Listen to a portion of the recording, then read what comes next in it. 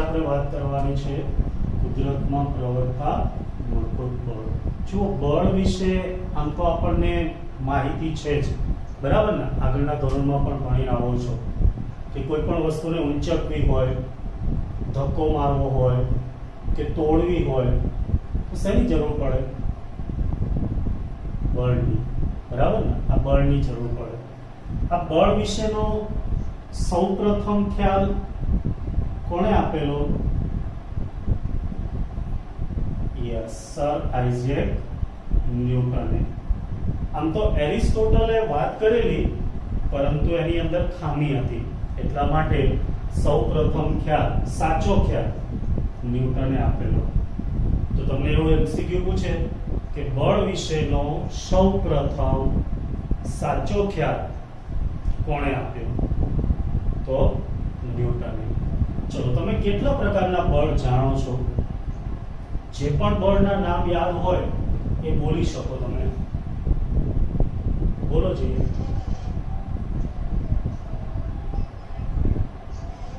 Okay, સરસ સરસ, હોશિયાર. હા, તો તમે ઘણા બધા બળ જાણો છો. બોલો.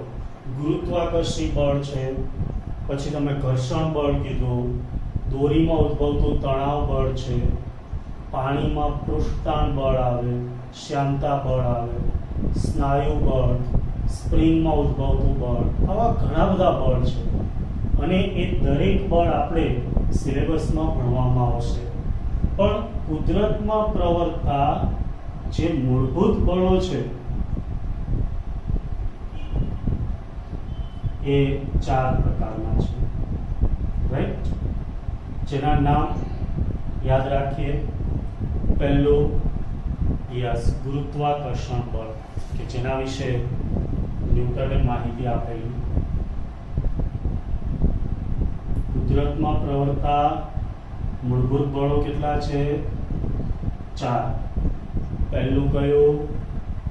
ગુરુત્વાકર્ષણ બળ. બીજું વિદ્યુત ચુંબકીય બળ. આ ચારે 4 આપણે ડિટેલમાં ભણવાના છે. ત્રીજું પ્રબળ ન્યુક્લિયર બળ.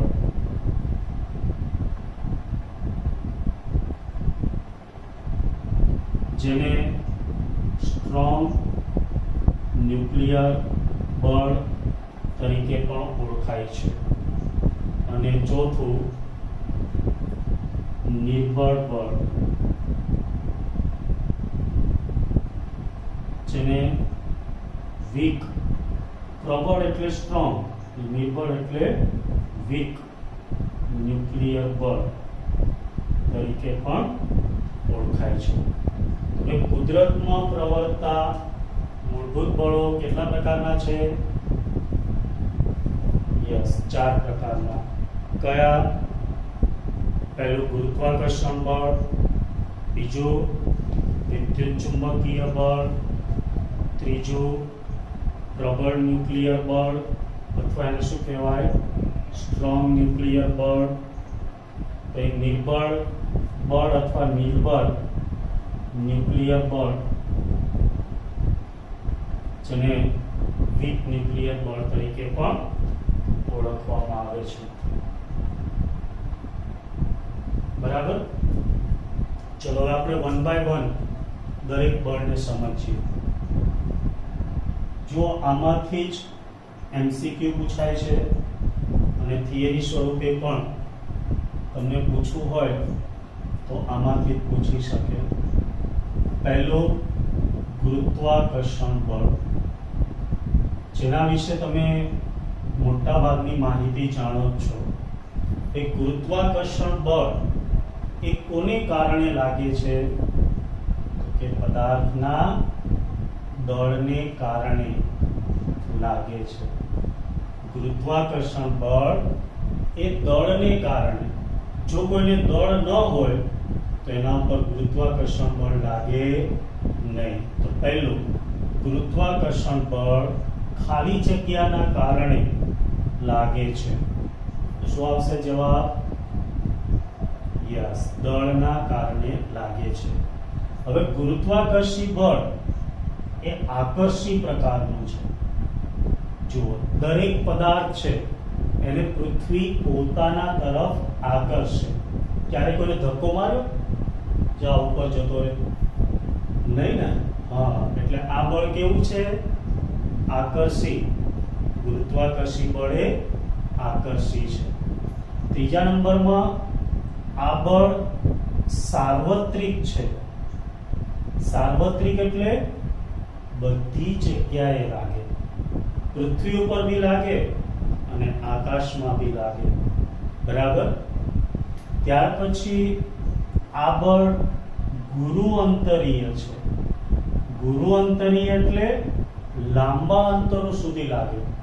કોઈ 2 માળની બિલ્ડિંગ પરથી પડે તોય નીચે આવે, 200 માળની બિલ્ડિંગ પરથી પડે તો ક્યાં આવે?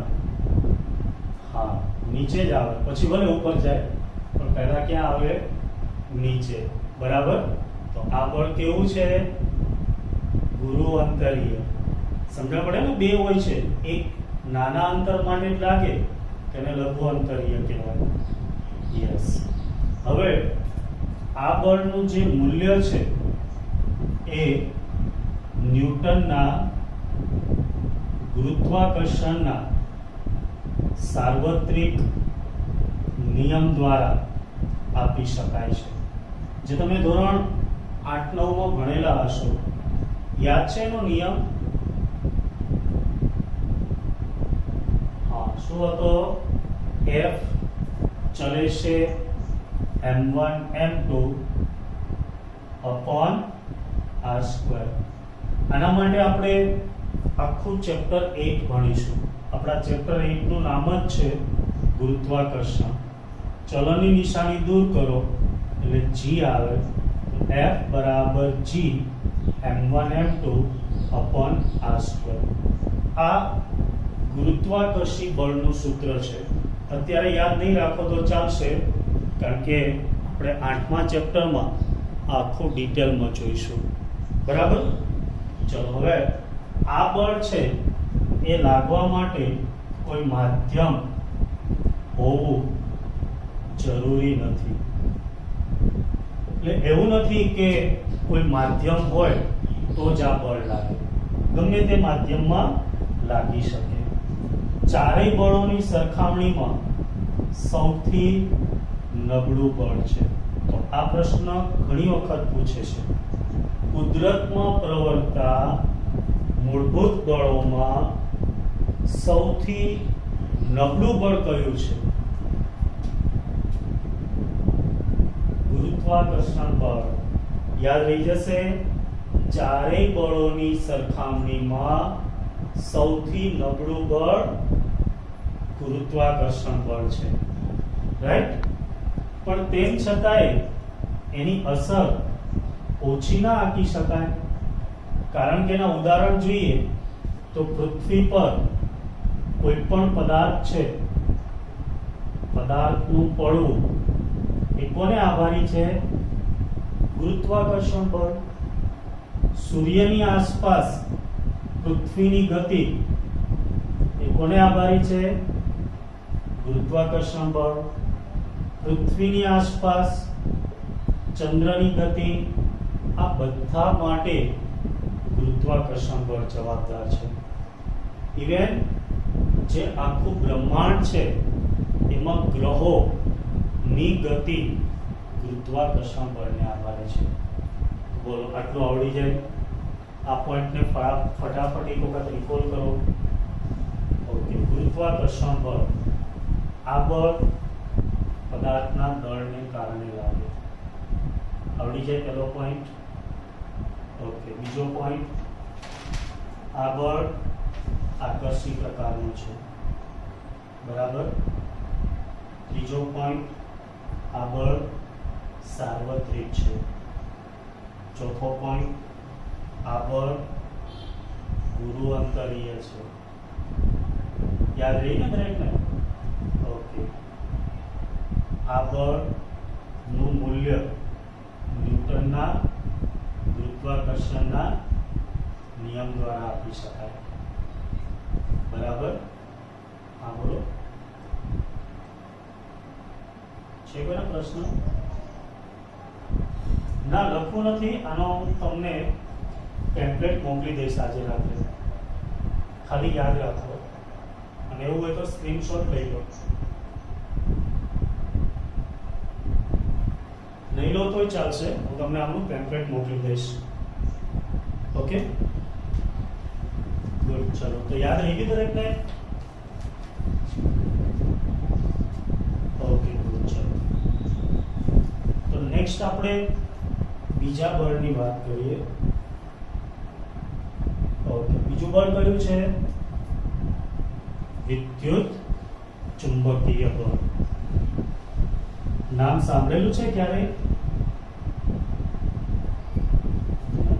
ઓકે, તમે ધોરણ 10 માં આના વિશે થોડું ભણેલા છો, અને આપણે આને ડિટેલમાં ધોરણ 12 માં ભણવાનું છે. હવે નામ ઉપરથી તમને ખબર પડે કે આ વિદ્યુત બળ અને ચુંબકીય બળનું સંયુક્ત બળ છે, એટલી તો ખબર પડે. ઓકે, કોની વચ્ચે લાગે આ બળ?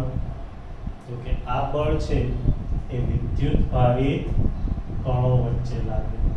તો વિદ્યુત ભારિત કણો વચ્ચે લાગતા બળને વિદ્યુત ચુંબકીય બળ, ટૂંકમાં કહીએ તો વિચુ બળ કહે છે. યાદ રહી જાય, વિદ્યુત ભારિત કણો વચ્ચે લાગતા બળને વિદ્યુત ચુંબકીય બળ કહે છે. હવે પહેલું કે જ્યારે વિદ્યુત ભારો સ્થિર હોય ત્યારે તેમની વચ્ચે લાગતા બળને વિદ્યુત બળ કહેવાય.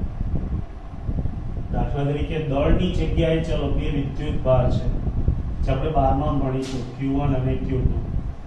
જેમ દળને M વડે દર્શાવાય એમ વિદ્યુત ભારને Q વડે દર્શાવાય.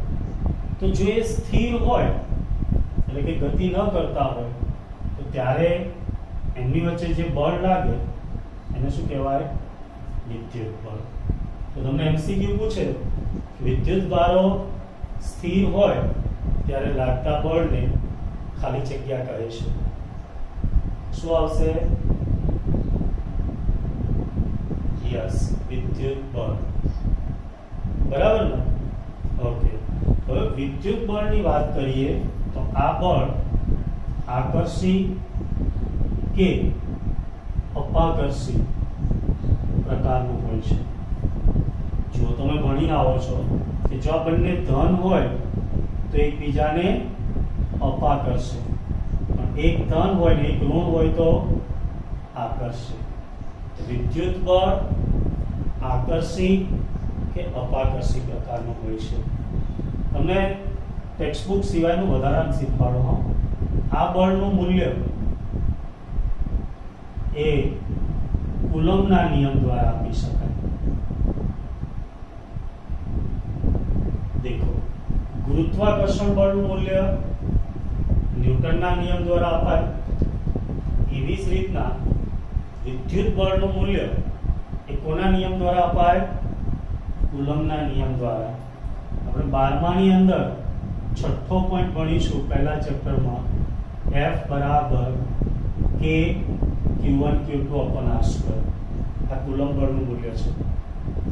સૂત્ર આપણે 12મા ની અંદર ભણીશું અને એના ઉપરથી આખું ચેપ્ટર આવશે. તો તમારે એટલું જ યાદ રાખવાનું કે ગુરુત્વાકર્ષી બળનું મૂલ્ય ન્યૂટનના નિયમ દ્વારા અને વિદ્યુત બળનું મૂલ્ય કુલમ્બના નિયમ દ્વારા આપી શકાય. બરાબર? યાદ રહી જાય? ઓકે, બીજા પોઈન્ટની વાત કરીએ કે જો વિદ્યુત ભારો સ્થિર હોય તો કયું બળ લાગે? વિદ્યુત બળ. પણ જો ગતિ કરતા હોય તો લાગતા બળને ચુંબકીય બળ કહેવાય. જેના માટે આપણે 12મા ની અંદર આખું ચેપ્ટર ભણીશું, ચુંબકીય અસરો. બરાબર? જેના માટે વિદ્યુત ભાર ગતિ કરતા હોવા જોઈએ. તો ફરીથી એક પ્રશ્ન પૂછું છું, વિદ્યુત ભારો ગતિ કરતા હોય ત્યારે તેમની વચ્ચે લાગતા બળને ખાલી જગ્યા કહે છે. Yes, excellent. ચુંબકીય બળ સમજણ પડી. પરંતુ આ બંને અસરને એકબીજાથી અલગ પાડી શકાતી નથી.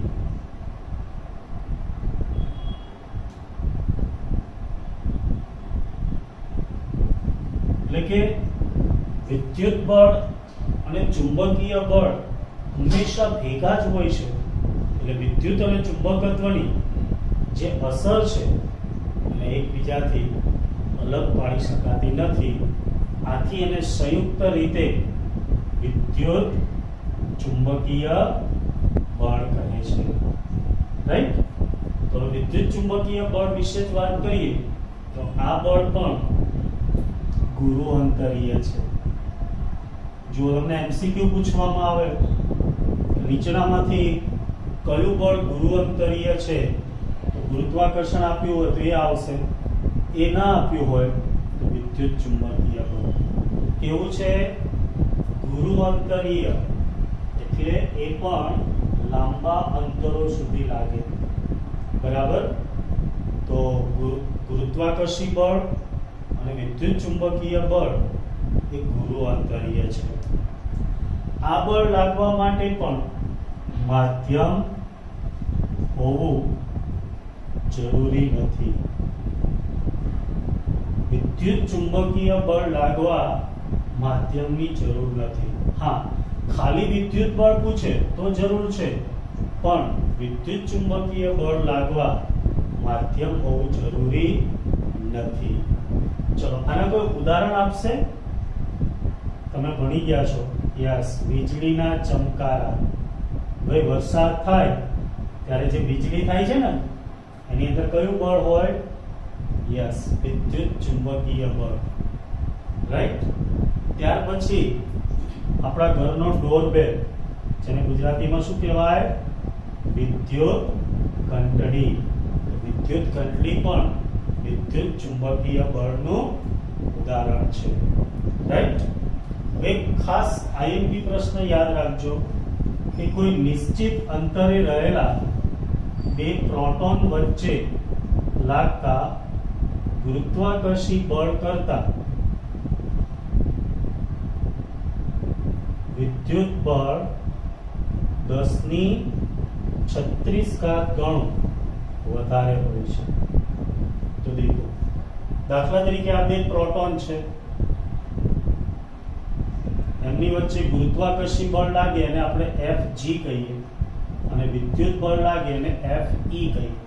તો Fg ઓછા હોય, Fe વધારે હોય.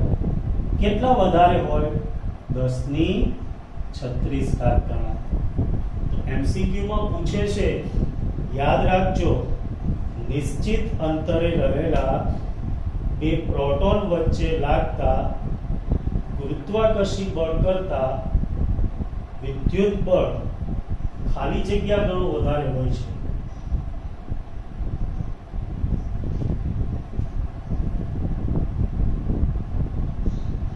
હા બોલો.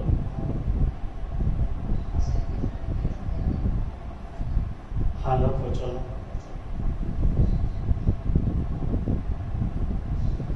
નિશ્ચિત અંતરે રહેલા બે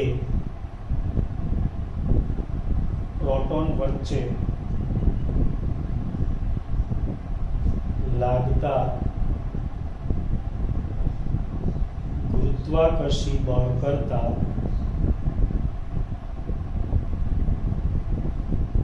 વિદ્યુત બળ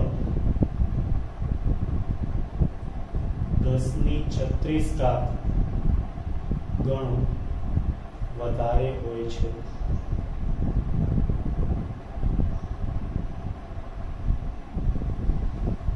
બોલો, યાદ રહી ગયું? ગુરુત્વાકર્ષી બળ કરતા 10⁻36 ગણું વધારે હોય છે. કોણ? વિદ્યુત બળ. રાઈટ?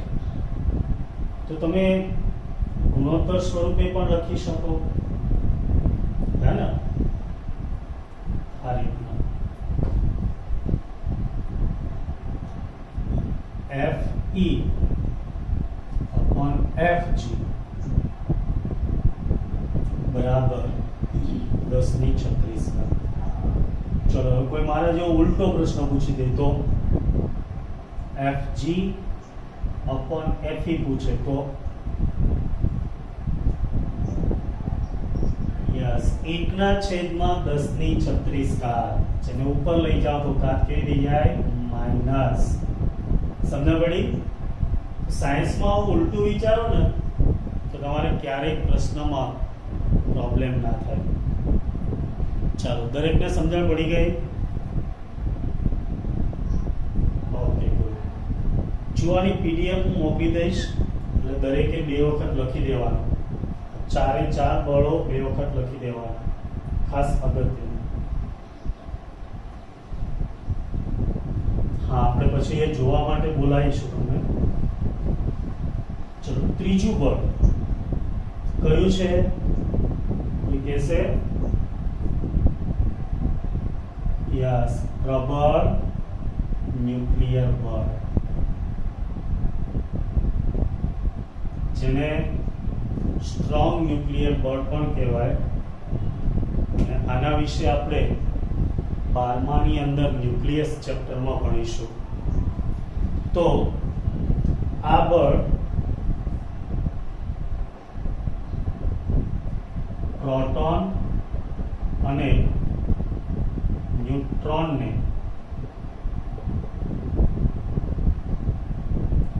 ન્યુક્લિયસમાં